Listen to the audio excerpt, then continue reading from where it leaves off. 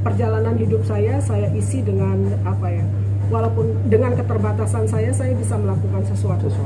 Untuk teman-teman saya, untuk komunitas saya, dan itu bagi saya itu suatu kebahagiaan tersendiri. Bermanfaat Mudah-mudahan itu yang bisa dilihat oleh orang-orang, bahwasanya kemudian keberadaan kita bermanfaat bagi orang banyak.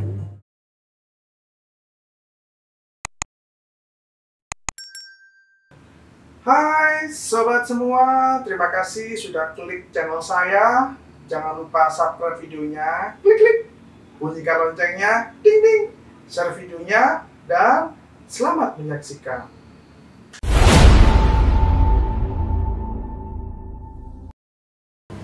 Hai, selamat pagi, berjumpa kembali bersama saya Margi Point Channel. Pagi ini saya kedatangan tamu istimewa, yang mana beliau ini adalah seorang ketua dari salah satu organisasi disabilitas Indonesia, yang mana nantinya kita akan sharing, kita bercerita, kita berbagi kisah, yang mana nantinya bisa menginspirasi buat teman-teman disabilitas maupun pemirsa pada umumnya. Jadi dimana nanti perbincangan saya dengan beliau, seorang ibu yang nantinya telah hadir di sini. Oke, akhirnya kita akan berbincang dengan seorang tamu spesial istimewa.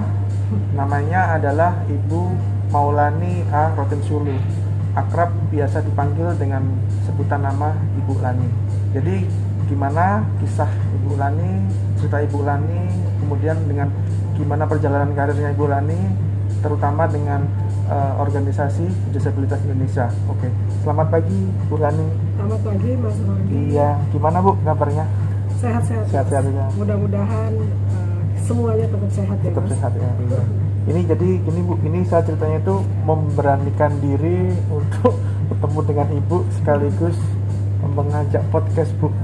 Jadi untuk sharing, berbagi informasi ya Bu ya, bercerita, mungkin bisa menginspirasi buat khususnya teman-teman disabilitas dan juga pemirsa yang melihat YouTube ini gitu Bu. Jadi mungkin Ibu bisa ini Bu, sedikit ceritakan sih yang tadi itu kan Ibu dalam organisasi disabilitas di Indonesia, salah satunya itu namanya kan HWDI, kalau nggak salah itu namanya Himpunan Wanita Disabilitas Indonesia gitu ya. Mungkin Ibu bisa sedikit jelasin apa itu HWDI itu ya. Mungkin barangkali ada teman-teman disabilitas yang mungkin belum tahu atau belum pernah mendengar, dan juga mungkin buat pemirsa Ibu yang melihat acara ini gitu. Baik, terima kasih sebelumnya Mas Margi sudah diajak ngobrol di podcastnya Mas Margi. Kalau Himpunan Wanita Disabilitas itu adalah sebuah organisasi komunitas ya. Kalau di internasional dibilangnya Disabled People Organization atau DPO. Sekarang berubah menjadi organisasi penyandang disabilitas. Nah, organisasi penyandang disabilitas ini mayoritas adalah pengurusnya, stafnya, apalagi membernya. Jadi mayoritas adalah penyandang disabilitas. Ya. Nah, kalau untuk HWDI kami fokus pada kepengurusan, manajemen, itu semuanya memang perempuan penyandang disabilitas. Tapi dalam urusan pelayanan ataupun program-program kami memberikan pendekatan kami untuk semua. Jadi bukan hanya untuk perempuan disabilitas. Tentu saja kemudian kalau ada isu-isu perempuan disabilitas kami akan memprioritaskan. Tapi secara keseluruhan kami bekerja untuk semua. Semuanya Ibu. Ya, hanya mungkin HWD itu dibentuk sejak 1997. Cukup lumayan lama. Cukup lama. Sudah ini di kota Jakarta ya aja, atau mungkin ada beberapa kota tersebar di Indonesia gitu Bu? Ya, kita ada di 32 provinsi dan di 95 kabupaten kota. HWDI sudah punya jaringan kepengurusan di level kabupaten kota dan provinsi serta di nasional. Di nasional juga. Jadi terbilang cukup udah menasional Bu ya HWDI ini ya. Di beberapa kota maksudnya di Indonesia gitu. Tapi tentu saja karena kita kan organisasi komunitas, jadi kita tidak bisa menyamakan perkembangan dari setiap daerah ya, karena masing-masing kita memberikan memberikan keleluasaan kepada teman-teman di daerah untuk mengembangkan diri, dan kemudian tentu saja masih dalam koridor perencanaan ataupun program-program pemerintah, program-program organisasi secara nasional ya, tapi kemudian mereka juga diberikan keleluasaan untuk mengembangkan program-programnya secara mandiri. Jadi kadang-kadang kalau saya mengatakan mayoritas kerjaannya HWDI adalah advokasi, pemberdayaan serta pelayanan, belum tentu nanti di daerah masing-masing ada. Jadi kemudian memang mereka mengembangkan kapasitas mereka ya. Untuk ini ya lebih ke pemberdayaan. Bisa. Jadi ada pemberdayaan, ada advokasi juga. Kita juga melakukan pembelaan serta memperjuangkan peraturan-peraturan untuk yang haknya para disabilitas. Untuk penyandang disabilitas. Mungkin ini Bu bisa bercerita sebelum di HWDI, Ibu Lani mungkin apakah pernah mengikuti organisasi sebelumnya atau gimana sih Bu akhirnya bisa sampai ke HWDI? Iya. Gitu. Sebenarnya kalau untuk HWDI saya salah satu pendiri Mas. Jadi cuma memang kepengurusan saya itu masih pada periode kedua ya. Di periode pertama 10 tahun periode pertama itu ada senior saya Ibu Aryani, dan saya ini menduduki periode kedua ya, periode kedua 10 tahun selanjutnya.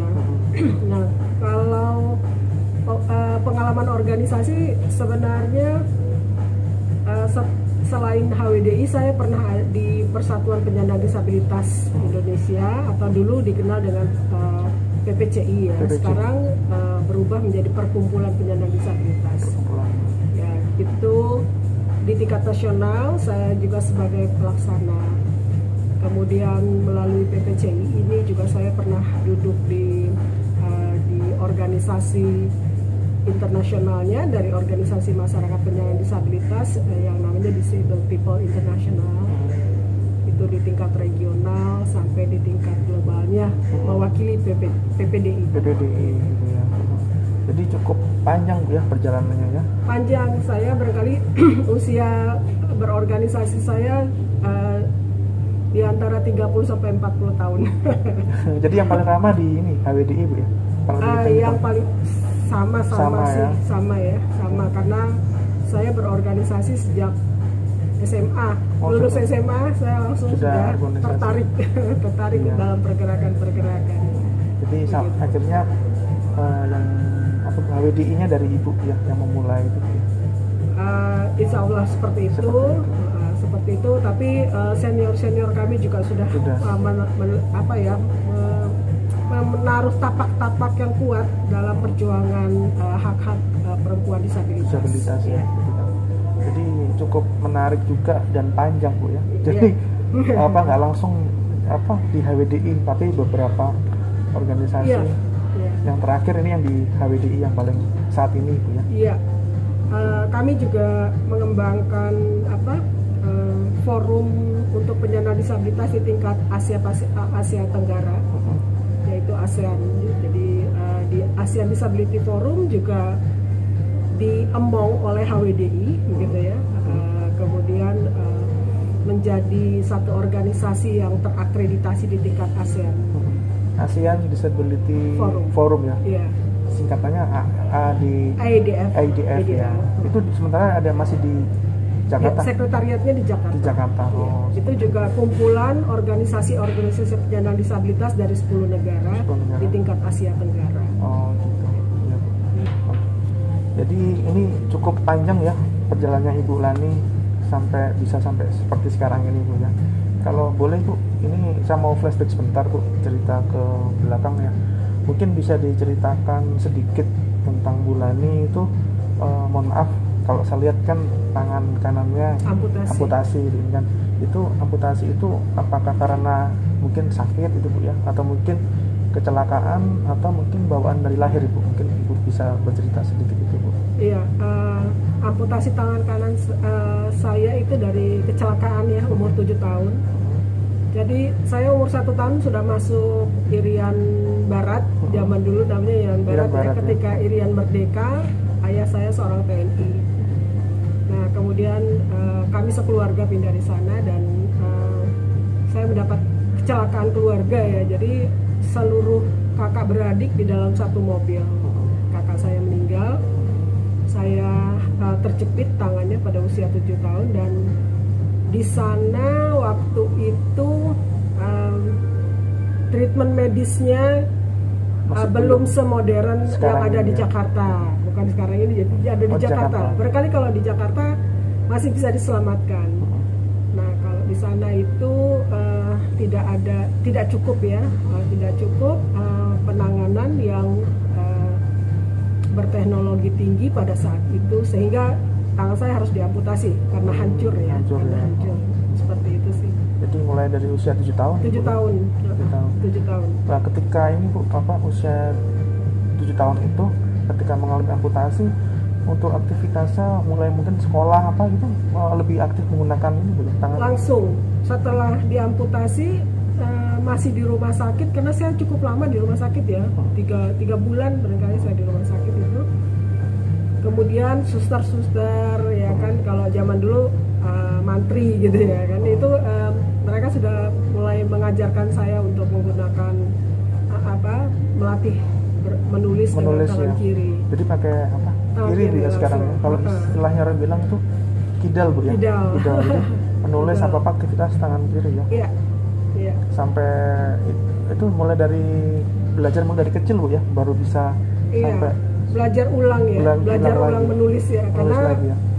Saya kelas 1 SD sih, kelas 2 SD ya, 7 tahun saya kelas 2 SD gitu. Sudah bisa menulis ya. Begitu. Cuma tinggal yang memfungsikan yang biasanya kanan ke kiri Bu ya, gitu kan. Apa ini sempat ini nggak Bu, sempat down? Pertamanya menggunakan tangan kanan menulis, terus akhirnya menggunakan tangan kiri, akhirnya terbiasa gitu Bu. Down sih enggak ya, karena usia 7 tahun ya. Usia 7 tahun itu kalau menurut saya dan pengalaman saya sebagai anak yang menjadi disabilitas, itu tergantung sekali sama sikap keluarga ya. Ketika sikap keluarga itu mendukung, mempercayai, kita nggak merasa tereksklusikan gitu ya. Dan kemudian ya karena juga umur saya masih umur ya masih sedikit dari balita ya, kemudian proses belajar itu kan terus bertumbuh ya. Jadi bagi saya kenang-kenangan saya di masa kecil pada waktu itu hanya barangkali saya malu karena kan saya sudah punya teman-teman sebelumnya ya. Kemudian main keluar agak sedikit malu karena dan juga keluarga sedikit protek.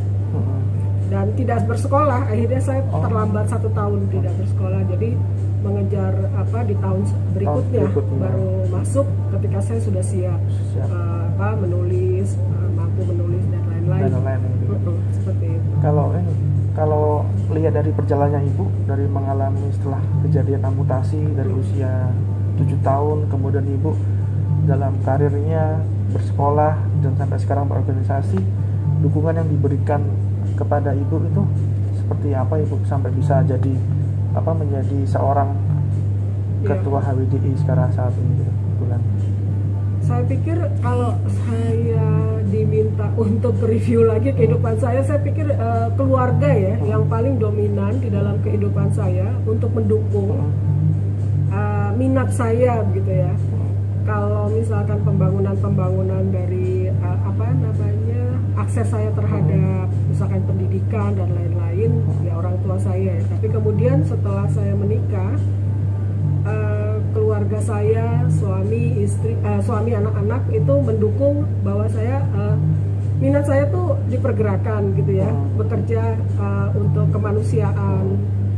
Itu kan di zaman-zaman 1980-an, 1990-an bukan suatu aktivitas yang menggiurkan gitu ya, tidak menghasilkan apa-apa gitu. Kemudian tapi keluarga tetap mendukung. Dan saya pikir perjalanan pekerjaan itu, apalagi kita bicara bekerja untuk orang banyak, harus konsisten dan persisten. Kalau misalkan Mas Margi melihat saya mencapai sesuatu, which is saya tidak pernah merasa itu karena ini sudah menjadi kerjaan saya sehari-hari. Jadi saya tidak pernah melihat ini satu kesuksesan atau tidak gitu, tapi saya menekuni ini dengan passion gitu ya. Jadi ya kalau misalkan teman-teman masyarakat, pemerintah melihat saya menghasilkan sesuatu itu hanya atas dasar ketekunan pekerjaan. Jadi kita harus ketekunan dan keuletan pekerjaan kita, dan kita bisa melihat hasilnya. Ya, ini Bu, kembali ke yang ke HWDI. Saat ini mungkin program yang sedang dijalankan atau mungkin next project yang akan dikerjakan oleh HWDI itu apa, Ibu? Mungkin Ibu bisa sedikit menjelaskan. Ya, kalau yang sementara ini kan program besar dari HWDI ini coba, biasanya kita kan selalu di advokasi kebijakan ya, seperti Undang-Undang Nomor 8 Tahun 2016 juga salah satu pendukung intinya adalah HWDI, kemudian turun kepada PPPP, bahkan sebenarnya mulai dari meratifikasi konvensi hak-hak penyandang disabilitas juga HWDI. Saya bicara tentang HWDI, bukan saya ya. Jadi HWDI juga terlibat di sana. Pengurus-pengurus kami yang sebelumnya yang berkontribusi di situasi itu. Nah, kalau sekarang ini yang sedang kita jalankan yang besar adalah kita bicara tentang pemberdayaan. Kita masuk kepada program-program teknis ya. Saya pikir cukup untuk bicara tentang kebijakan, karena kebijakan kita sebenarnya sudah sangat perfect. Tapi kemudian bagaimana kebijakan-kebijakan itu diimplementasikan, tidak cukup kita mendorong pemerintah untuk melakukan itu. Jadi tugas kita memberikan contoh lagi, karena bicara tentang implementasi, kalau masyarakat atau stakeholders ya, pemerintah ataupun masyarakat pada umumnya yang belum mempunyai perspektif atau yang belum mindsetnya belum berubah melihat penyandang disabilitas, menganggap ini suatu hal yang tidak mungkin. Ya, suatu hal yang akan sulit diimplementasikan. Oleh karena itu, kita sebagai masyarakat yang kemudian saya boleh bilang mempunyai kesempatan, lebih mempunyai banyak kesempatan untuk memperlihatkan, mengaktualisasikan contoh-contoh dari pembangunan penyandang disabilitas, itu harus berbuat sesuatu gitu. Nah, ini salah satunya adalah kita di Jawa Timur sedang mencoba mendorong kewirausahaan penyandang disabilitas, tapi tidak hanya kemudian belajar tentang pelatihan aja. Ya, tentang pelatihan teknis ya, keterampilan di program yang sedang HWDI kawal ini, yang programnya namanya Japri Mas, jadi pengusaha mandiri. Kita ingin naik satu level, bagaimana kemudian teman-teman yang mempunyai usaha-usaha kecil atau sebagai wirausaha ini kemudian mengelola usahanya lebih secara profesional gitu ya. Jadi kemudian yang kita berikan, yang kita pelajari atau yang teman-teman pelajari dari program ini adalah bagaimana berbisnis, bagaimana mengatur perencanaan, bagaimana mengelola keuangan, bagaimana menggunakan fasilitas-fasilitas negara ini gitu ya untuk usaha-usaha bisnis, kemudian itu bisa dijadikan untuk usaha-usaha ini berkembang ya. Jadi ini Bu ya, secara nggak langsung selain dari pelatihan itu memberikan mengelola dan juga sekaligus mendampingi ya untuk mereka untuk menjadi seorang wirausaha yang bisa mandiri secara nggak langsung Bu ya. Seperti itu. Jadi ada CSR-nya lah dari, jadi kemudian ada teman-teman pengusaha yang baru, ada teman-teman pengusaha yang sudah cukup mapan. Diharapkan kemudian yang kelompok-kelompok yang mapan ini melakukan pendampingan kepada teman-teman wirausaha yang baru gitu ya. Jadi bisa meningkatkan tadi bilang level Bu ya. Levelnya teman-teman khususnya disabilitas yang mungkin mempunyai usaha atau mungkin punya skill, kemampuan, harapannya mereka bisa lebih berkembang maju lagi. Ya misalkan kalau seorang penjahit, kita harapkan dia tidak hanya menjadi penjahit seumur hidupnya, tapi kemudian bagaimana dia meningkatkan kemampuan dia pada misalkan menjadi desainer gitu ya, dan kan setiap kelompok usaha itu sebenarnya kan bisa ada tahapan-tahapan kemajuannya. Nah kebanyakan kan teman-teman ya tidak semua sih, tapi kemudian stay ya kan, stuck di satu level, flat saja. Nah, kita inginkan ketika belajar berbisnis ini kemudian teman-teman bisa melihat prospek-prospek untuk kemajuan mereka. Jadi kayak upgrade skill Bu ya. Upgrade skill ya, tentu saja. Ini Bu, saya sambung. Sekarang ini kan apalagi dalam dunia usaha, usaha itu kan pasti sudah berbeda dari tahun sebelumnya. Kalau Ibu Ani bisa mungkin melihat peluangnya dalam dunia usaha sekarang ini, khususnya bagi teman-teman disabilitas, itu seperti apa Ibu? Mungkin dalam segi persentase atau bagaimana peluangnya melihat persaingan dunia usaha sekarang yang semakin tinggi Bu ya, karena kemajuan teknologi gitu Bu. Saya pikir saya belum berani dan saya nggak punya pengetahuan terkait dengan misalkan di dunia usaha yang high level ya. Tapi di Undang-Undang Nomor 8 kita memperjuangkan itu terkait dengan bagaimana kewirausahaan penyandang disabilitas didukung oleh pemerintah, terutama menyediakan fasilitas-fasilitas, misalkan fasilitas-fasilitas perizinan gitu ya, yang lebih mudah diakses gitu. Fasilitas perizinan, kemudian juga membuka misalkan jasa-jasa dari procurement pemerintah itu bisa juga diakses oleh penyandang disabilitas secara khusus.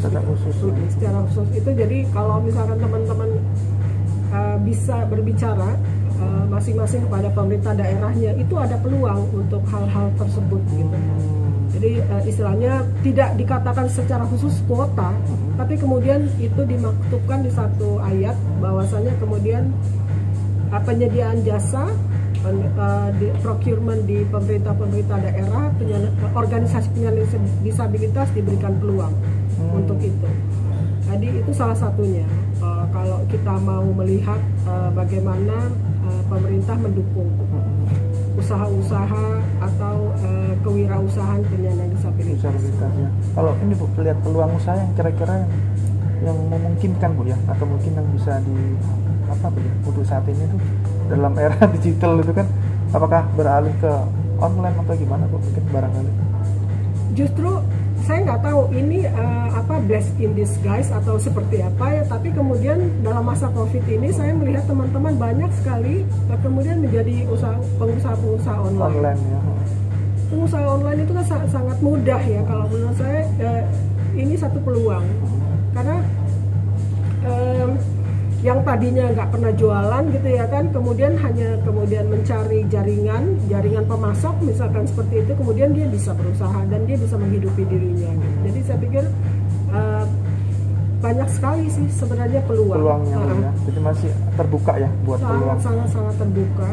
Dan kalau boleh dibilang ya Mas Margi ya, kewirausahaan itu adalah prioritas kesempatan penyandang disabilitas ketika dia mau berbicara tentang livelihood, tentang pemberdayaan ekonominya, karena kita masih belum bisa berharap pada ketenaga kerjaan formal di negara kita ini gitu ya, dimana misalkan fasilitas-fasilitasnya, akomodasi yang layaknya, aksesibilitasnya belum bisa kita harapkan sempurna.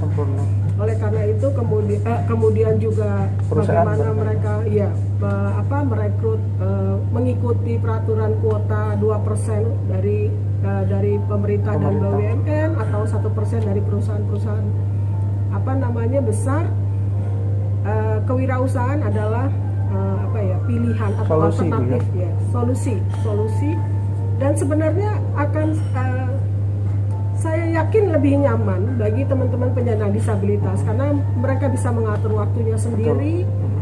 Mereka tidak terlalu tergantung atas fasilitas misalkan akomodasi yang layak, waktu teman-teman, gerakan teman-teman ya, berbagai isu hambatan-hambatan yang masih sangat kental di negara kita ini bisa diatasi. Betul. Dengan kewirausahaan itu. Iya, karena kadang kan kita melihat ya dari disabilitas A, B, C pasti kan tidak sama Bu ya. Apa mungkin kesulitan atau apa kendala yang dihadapi.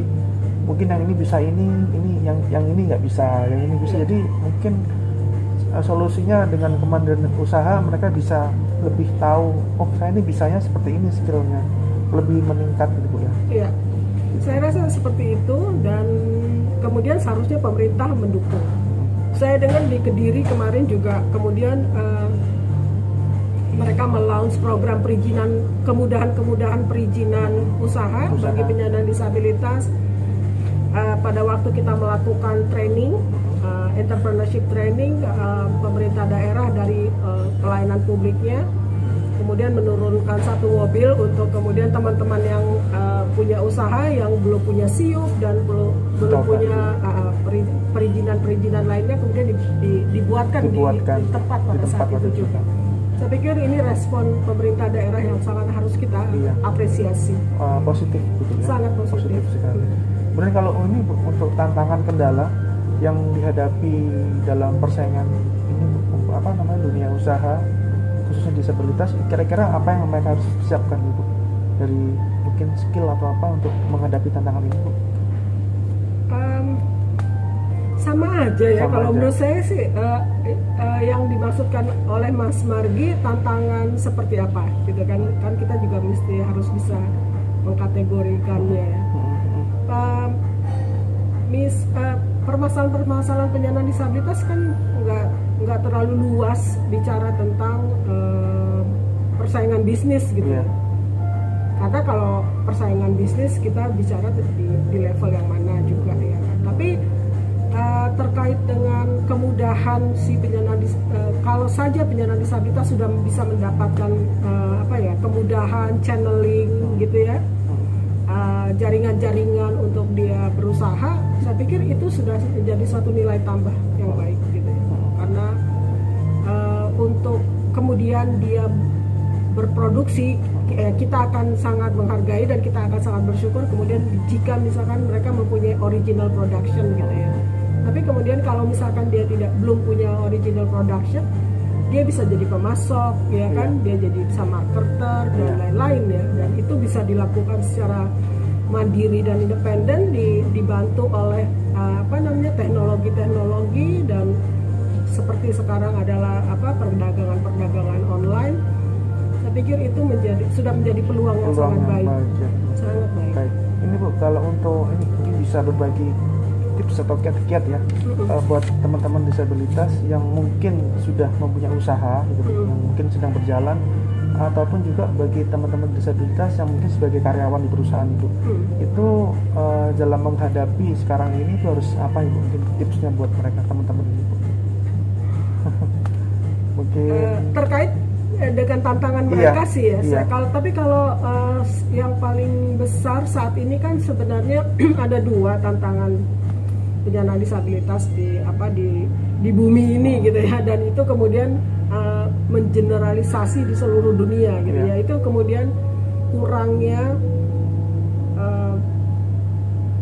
artinya bukannya kurangnya akses fasilitas ya, tapi setiap manusia setiap negara kan menyediakan fasilitas untuk warga negaranya gitu ya kan. Ini kan semuanya fasilitas. Kalau penyandang disabilitas bicara tentang fasilitas bukan berarti dia meminta privilege, tapi fasilitas-fasilitas di negara itu memang ketika disediakan belum memperhitungkan bagaimana ada suatu masyarakatnya, kelompok masyarakatnya yang nggak bisa pakai nih fasilitas ini gitu ya. Fasilitas yang sudah ada ini harus dimodifikasi agar semua masyarakat bisa menikmati fasilitas itu. Itu pertama. Ya misalkan saja kalau dia pekerja, apakah dia bisa naik kendaraan umum setiap pagi, gitu ya kan?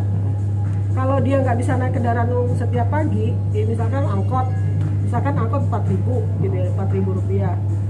Kalau dia nggak bisa naik angkot, berarti dia harus naik kendaraan yang lainnya, which is itu bisa mahal, lebih mahal dari kendaraan umum, gitu ya. Nah artinya kan pemerintah setempat tidak berlaku adil bagi semua warga negaranya yang ada di situ, karena banyak warga negara yang pergi jalan pagi-pagi ongkosnya 4.000 perak, gitu kan? Ya. Tapi ada beberapa kelompok warganya yang harus bayar lebih dari 4.000, begitu kan? Kali 20.000. Ya. Artinya pemerintah setempat belum berlaku adil bagi semua warga negaranya. Nah itu kemudian kita terjemahkan pada fasilitas-fasilitas umum, ya kan, yang memang menjadi kewajiban pemerintahnya, seperti itu kan, bus, ya kan, penyeberangan, kendaraan umum dan lain-lain. Itu kan menimbul, artinya kemudian penyandang disabilitas sudah kerjanya susah, gitu ya, mendapat lowongan kerja susah, kos hidupnya atau biaya hidupnya lebih tinggi dari masyarakat yang malah yang malah mempunyai pekerjaan dan kehidupannya yang standar, bisa menikmati fasilitas-fasilitas yang disediakan pemerintah daerahnya, misalkan seperti itu. Itu pertama. Yang kedua ya mindset, ya, hambatannya ya mindset terhadap penyandang disabilitas itu sendiri. Ya kita semuanya sudah tahu kalau kita cari kerja sangat sulit. Susah, secara formal untuk sebagai pegawai atau lowongan kerja formalnya, ya, sangat sulit, karena kemudian pertama ketidakpercayaan, ya, mindset masyarakat masih melihat bahwa kita ini tidak mampu, gitu. Bahwasanya kemudian mereka tidak menyadari bahwa ketidakmampuan kita itu sebenarnya kekurangan fasilitas, gitu kan. Itu yang mereka tidak tahu. Mereka hanya melihat bahwasanya seseorang yang mempunyai kondisi tubuh yang berbeda, cara pikir yang berbeda, tidak sama dengan mereka, kemudian mereka tidak mampu. Jadi mindset masyarakat masih melihat bahwasanya ukurannya dari si manusianya, bukan ukuran dari fasilitasnya, gitu. Bahwasanya kemudian kita ini sebagai orang-orang yang kelihatannya gaya hidupnya sedikit berbeda, itu harusnya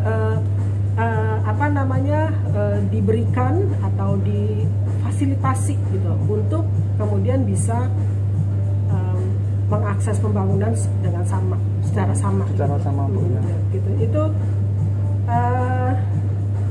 mindset kalau menurut saya, ya. Mindset. Jadi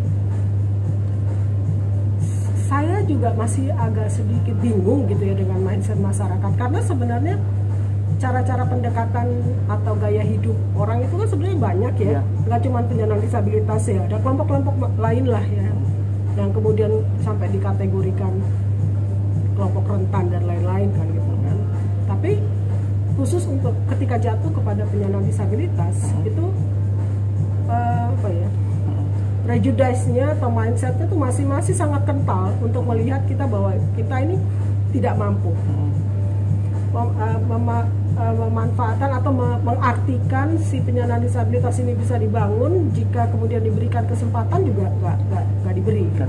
Nah, itu hal-hal mindset itu. Jadi ada dua, Mas Margi, tantangan kita kalau kita mau bisa mengakses pembangunan baik dalam pendidikan, pekerjaan, livelihood dan lain-lain. Cuma dua. Kita nggak punya fasilitas untuk bisa mengakses, artinya tidak mudah kita mengakses program-program pembangunan ini. Dan kemudian keduanya lebih diberatkan lagi dengan cara berpikir, mindset tadi itu, Bu. Iya, cara berpikir. Dan yang paling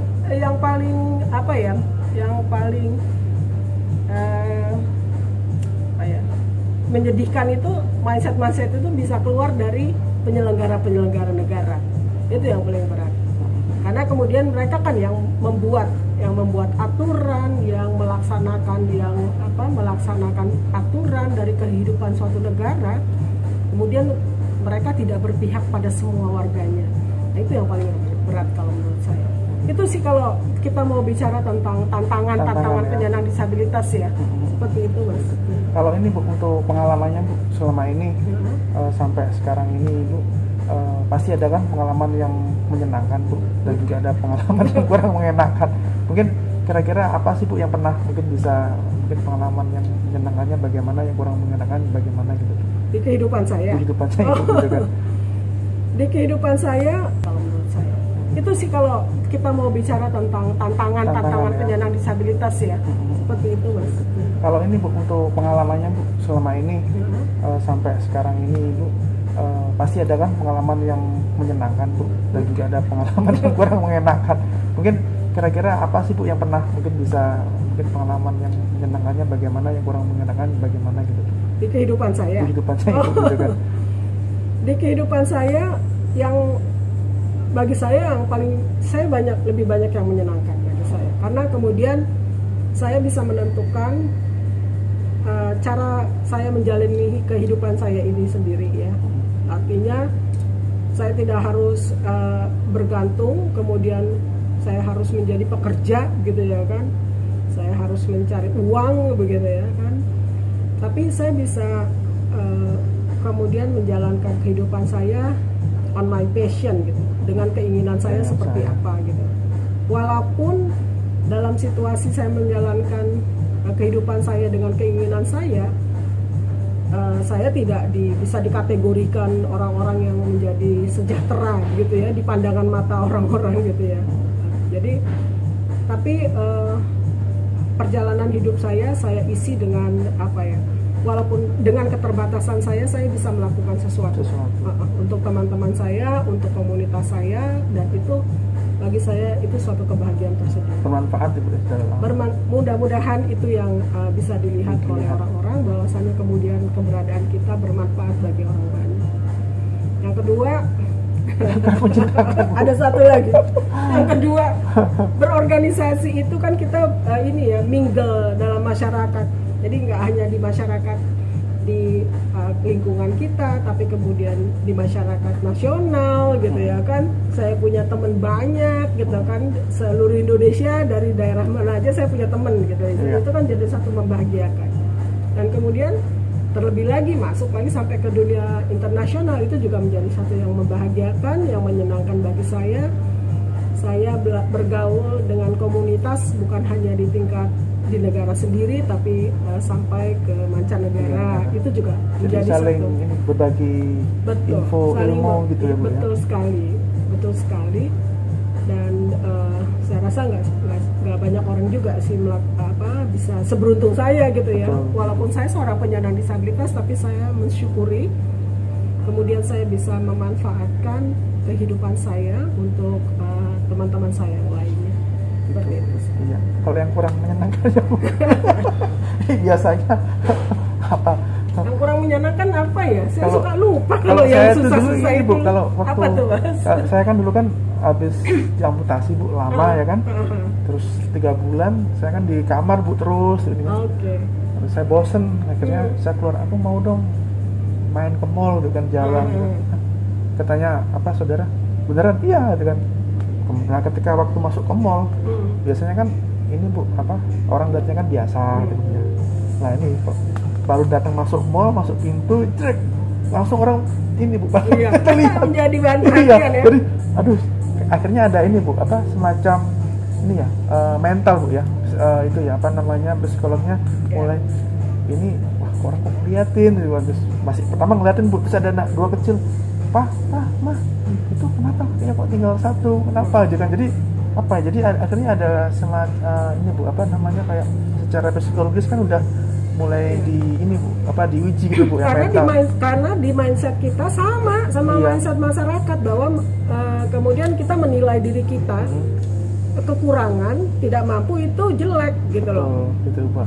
Itu juga mindset kita gitu. Kalau misalkan masyarakat bersikap seolah-olah tidak ada apa-apa, melihat masnya dengan kaki satu itu hanyalah kemudian a kind of human gitu ya, bagian dari manusia pada umumnya saja, cuman kebenaran aja masnya kalau jalan pakai tongkat gitu ya, yang lain jalannya pakai kaki.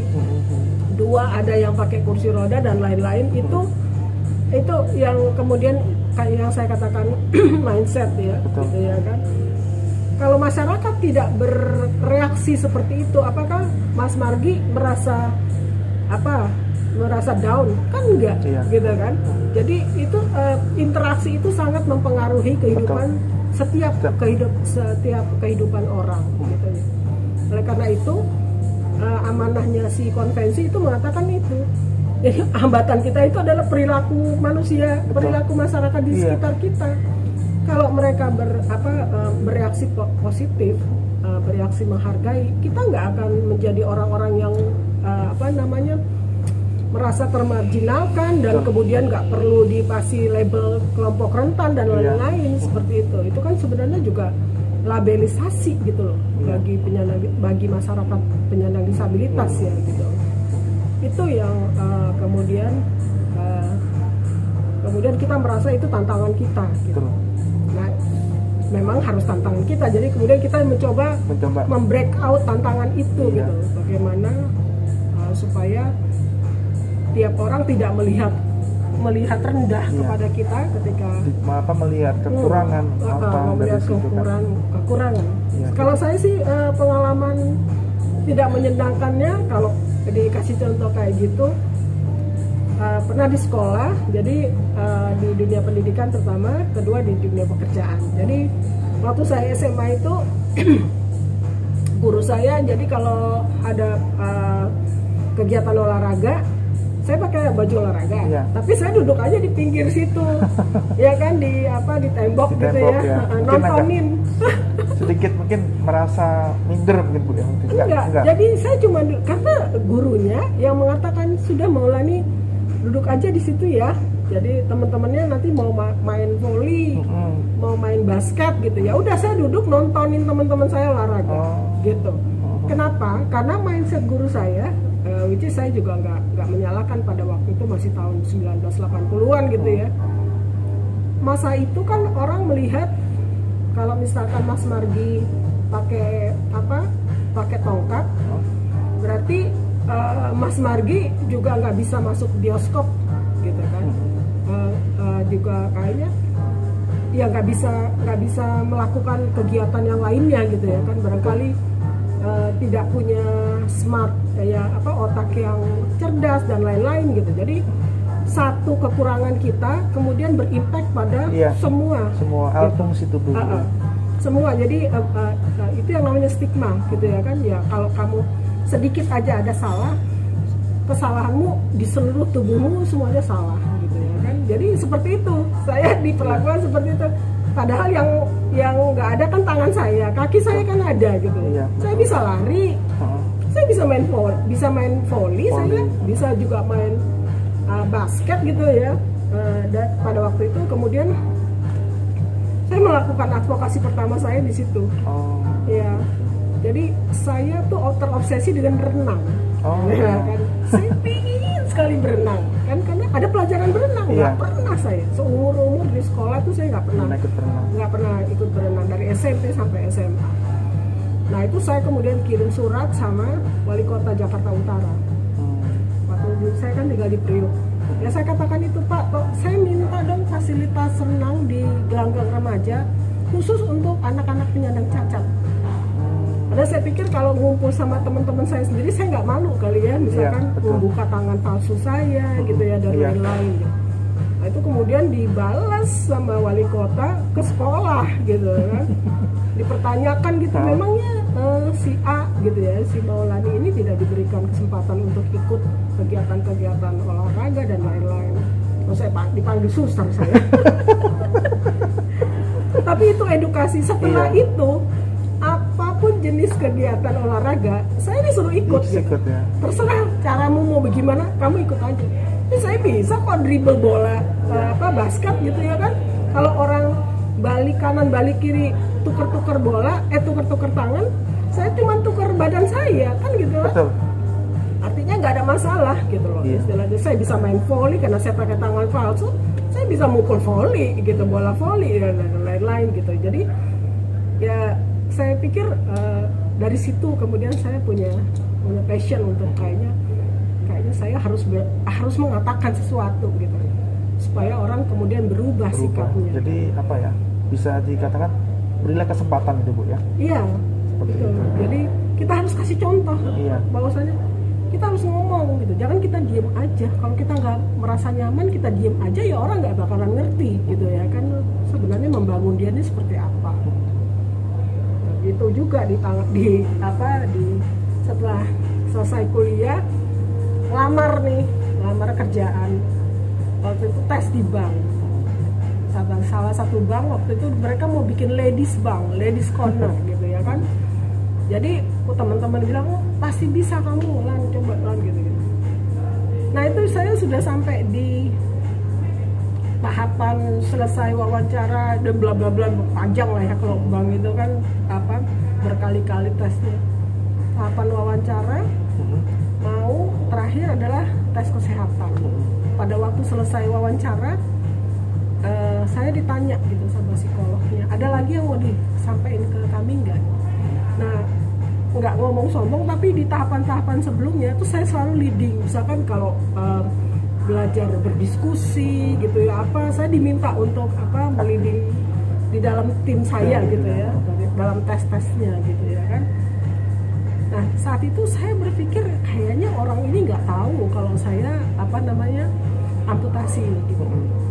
Jadi saya bilang aja gitu, saya pikir harus saya terbuka gitu ya kan. Kira-kira kalau dia nggak tahu nanti malah lebih mengecewakan diri saya juga ya kan. Ini ya, mengenalkan identitas itu. Iya, identitas itu perlu gitu kan. Akhirnya saya katakan bahwa saya ini left handed gitu kan. Karena waktu itu dia wawancaranya pakai bahasa Inggris ya kan.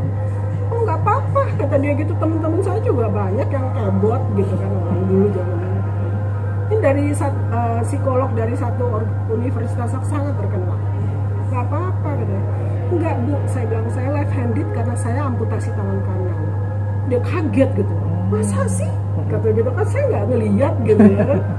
Masa selama ini katanya oh kamu itu karena tangan kananmu amputasi kamu pakai tangan kiri. Iya. Itu besoknya nama saya nggak keluar Mas. Oh. Nama saya nggak keluar, gila kan? Iya. Gila Bang. Begitu tebalnya stigma.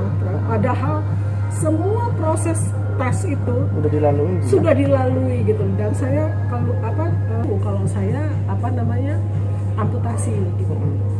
Jadi saya bilang aja gitu. Saya pikir harus saya terbuka gitu ya kan. Kira-kira kalau dia nggak tahu nanti malah lebih mengecewakan diri saya juga. Jadi, ya kan. Ini ya, mengenalkan identitas itu. Iya, identitas itu perlu gitu kan. Akhirnya saya katakan bahwa saya ini left handed gitu kan. Karena waktu itu dia wawancaranya pakai bahasa Inggris ya kan. Oh nggak apa-apa kata dia gitu, teman-teman saya juga banyak yang kebot gitu kan orang dulu zamannya. Ini dari psikolog dari satu universitas sangat terkenal. Nggak apa-apa katanya. Enggak Bu, saya bilang saya left handed karena saya amputasi tangan kanan. Dia kaget gitu. Masa sih? Kata gitu kan saya nggak ngeliat gitu ya. Masa selama ini katanya oh kamu itu karena tangan kananmu amputasi kamu pakai tangan kiri. Iya.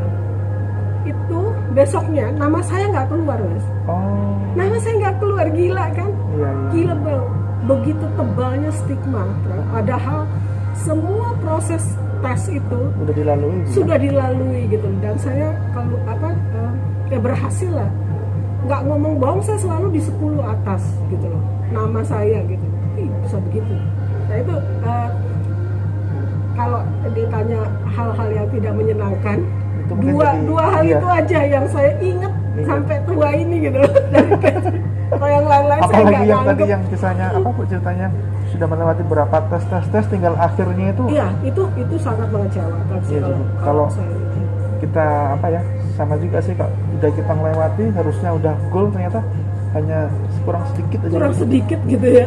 Tuh, rasanya ya sangat kecewa banget. Benar, sangat kecewa gitu. Dan kemudian kita kecewanya pada hal-hal yang saya nggak bisa improve gitu ya kan.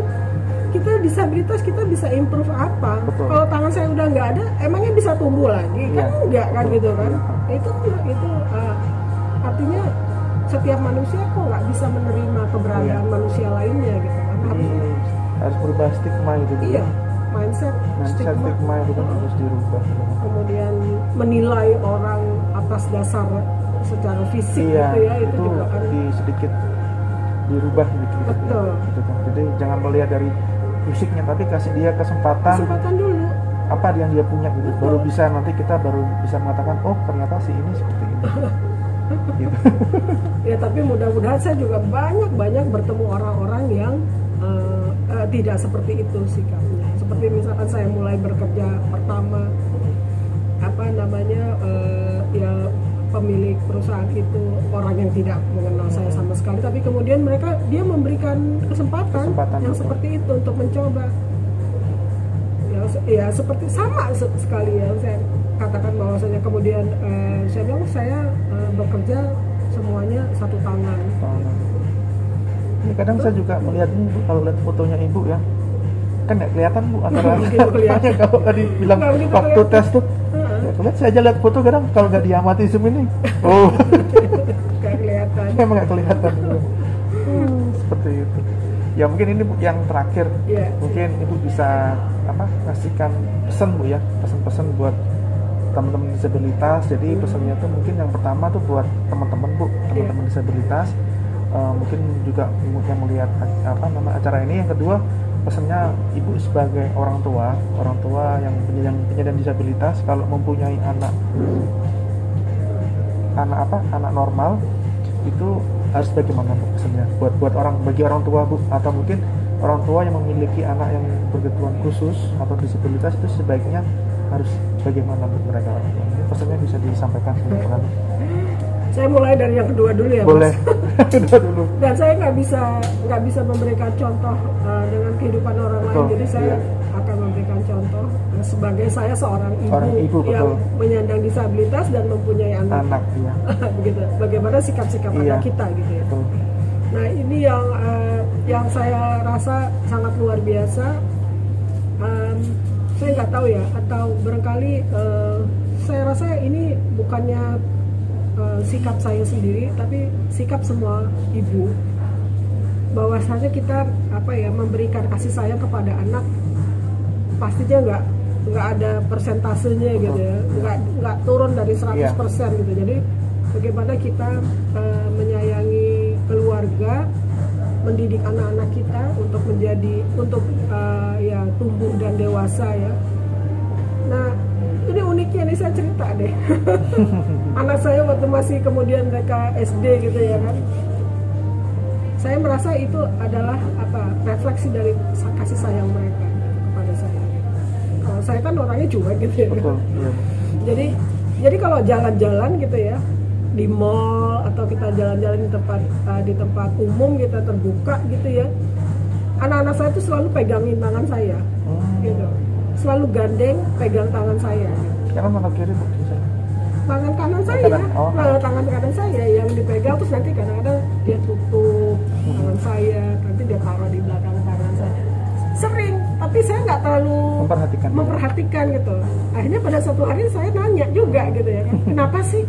Kok tangan mama ditutup-tutup gitu? Ada orang yang ngeliatin mah, aku udah pelototin dia. Gitu ya kan, jadi ya udah aku sembunyiin aja tangan mama gitu. Itu saya pikir itu sangat membuat saya terharu gitu, bahwasanya dia memahami gitu bahwasanya ibunya mempunyai yang dipandang secara umum kekurangan gitu ya, tapi kemudian dia ingin memproteksi kita gitu ya kan, dia ingin melindungi orang tuanya dengan dia belajar dari masyarakat gitu kok. Masyarakat kayaknya melihat aneh ibuku gitu. Jadi bagaimana aku harus memproteksi supaya ibuku kok kelihatannya kok jadi perhatian mereka gitu. Itu saya pikir nggak ada walaupun kita bagaimanapun kondisi kita seorang orang tua ya yang penyandang disabilitas, kalau kita berlaku wajar terhadap keluarga dan anak, menyayangi mereka seperti halnya masyarakat, seperti halnya manusia biasa, mereka juga akan feedback dengan baik gitu. Jadi saya nggak tahu ya, saya juga melihat banyak teman-teman saya gitu ya, yang bahkan suami istri penyandang disabilitas gitu, tapi bisa menghidupi anak, membesarkan anak yang non disabilitas, dan anaknya sangat dedikatif kepada orang tuanya gitu ya kan, dan berhasil gitu ya kan. Jadi bagi saya di dalam keluarga itu nggak ada isu sebenarnya kalau misalkan kemudian kita bisa saling menerima keberadaan ya kan. Problem itu kan bukan hanya untuk penyandang disabilitas gitu. Setiap keluarga ada masalah, selalu ada masalah. Tapi kemudian bagaimana kita saling memberikan pengertian gitu dalam keluarga, kepada anak kepada orang tua kepada anak. Mudah-mudahan sampai sekarang saya udah punya cucu 2 dan saya melihat anak-anak saya juga mengajarkan ya dengan benar untuk mengasihi opa-omanya dan lain-lain. Saya pikir nggak ada isu. Dan kemudian saya juga ngobrol-ngobrol sama orang tua penyandang disabilitas juga banyak yang gabung dengan HWDI ya, terutama orang tua penyandang disabilitas intelektual. Itu proteksinya terhadap anaknya, tapi proteksi yang positif ya Mas ya. Tetap memberikan kesempatan kepada anaknya, tetap kita suka ajak mereka untuk melakukan advokasi, training, dan berbagai macam kegiatan ya. Dan mereka sangat senang ketika kita memberikan kepercayaan, karena mereka anak-anak intelektual, tapi kita berikan mereka kepercayaan untuk berbicara, speak up ya, dan lain-lain, dan mereka sangat kasih perhatian, kesempatan. Nanti mereka bisa akhirnya menunjukkan siapa mereka sebenarnya gitu. Betul. Sekarang speaker youth with intellectual disability di PBB banyak, bahkan salah satunya ada dari Indonesia. Ketika kita berikan kesempatan kepada mereka, ya itulah yang saya katakan tadi, yang Mas Margi ceritakan, istilahnya karena orang kemudian melihatnya ya. Di matanya underestimate, yang menjatuhkan mental kita gitu. Akhirnya baliknya ke kita. Kita bisa kuat atau enggak. Kalau kuat ya kayak tadi cuek ya udah biasa. Akhirnya setelah itu hari kedua coba lagi lagi gitu. Tapi maksud yang ingin saya katakan adalah nasib kita itu artinya kita nggak bisa menyalahkan diri kita sendiri dengan kondisi kita gitu. Tapi kita juga sangat tergantung nasib kita, atau kemudian ketidak bisa ketidaksuksesan kehidupan kita karena disabilitas kita itu juga sangat bergantung pada perilaku masyarakat terhadap kita. Oleh karena itu konvensi mengatakan perilaku itu nomor yang paling inti, yang kemudian memborder gitu, menjadi hambatan untuk kita bisa maju. Iya, perilaku masyarakat termasuk pemerintah itu oleh karena itu yang harus di breakthrough gitu, harus diangkat hambatan perilaku itu. Seperti itu sih Mas. Iya, kalau untuk ini Bu, teman-teman Bu. Teman-teman yang kalau untuk teman-teman sesama pergerakan, ya seperti yang tadi saya sharing kehidupan saya Mas ya, ketika saya masuk ke dalam pergerakan itu memang passion saya, bukan saya mencari peluang-peluang lainnya, atau istilahnya nggak bisa kerja di sana, nggak bisa kerja di sini, udah deh kita main di organisasi aja gitu. Nggak ada salahnya juga gitu ya kan, kita main di organisasi atau apa, tapi kemudian ketika kita mendedikasikan diri kita, ya kita ini aja 100% aja 100%. Itu kalau teman-teman non pergerakan, banyak-banyak baca ya, banyak-banyak gaul, dan nggak perlu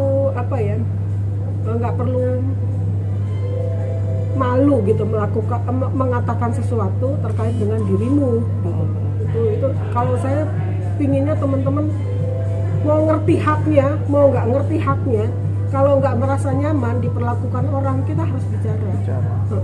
Harus bicara. Kalau nggak, orang nggak ngerti, nggak tahu tentang masalah itu.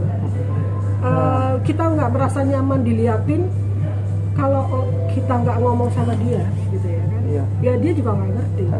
Kadang-kadang mereka cuma terpana, kadang-kadang mereka nggak bermaksud jahat, tapi kemudian karena kita jarang keluar, mereka juga jarang ketemu penyandang disabilitas. Ketika anak-anak biasanya kan suka gitu kan, jadi langsung lihat kok ini beda ya gitu ya.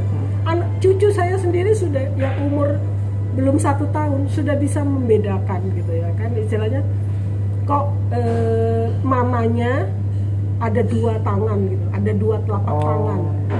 Kalau omanya kok cuma satu telapak tangan. Itu anak sekecil itu dia sudah bisa mengamati gitu.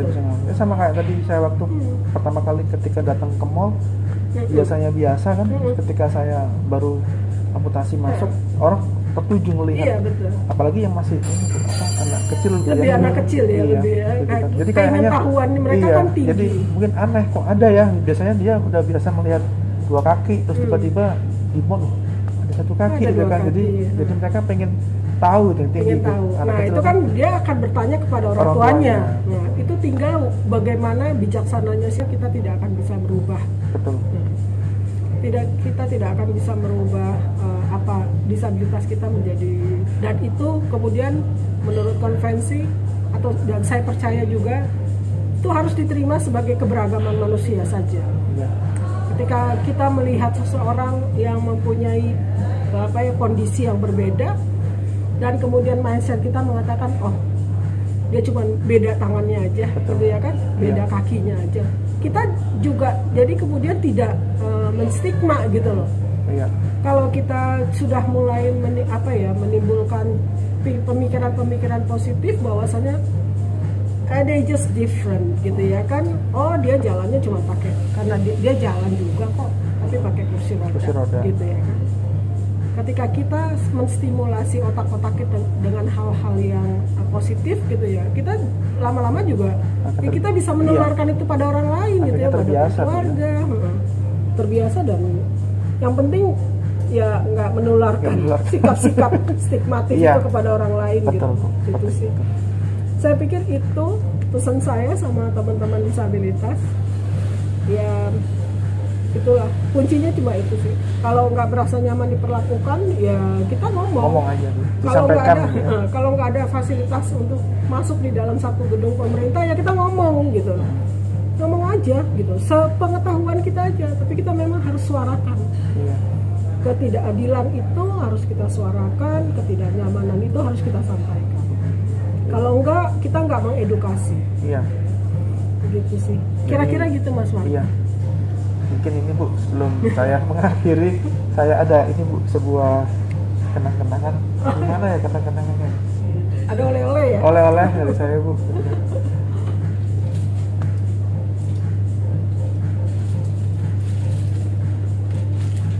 Ini oleh-oleh dari karya ini Bu, teman disabilitas juga. Oh iya. Kebetulan dia ini kan pandai lukis menggambar. Terus, iya ini gorang ya.